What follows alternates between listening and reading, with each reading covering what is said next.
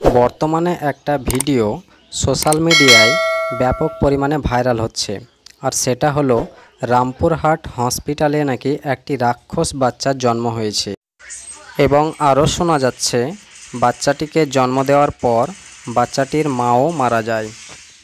চলুন এখন দেখা যাক বাচ্চাটি জন্ম হওয়ার পর সে কিভাবে কান্না করছিল।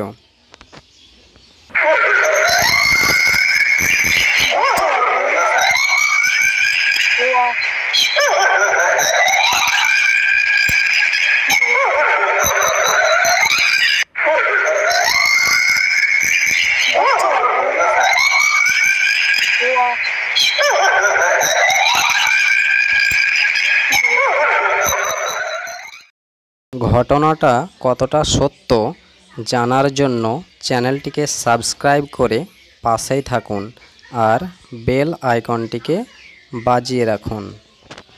আমরা এই শিশুটির সত্য ঘটনা ইউটিউবে অবশ্যই আপলোড করব ইনশাল্লাহ।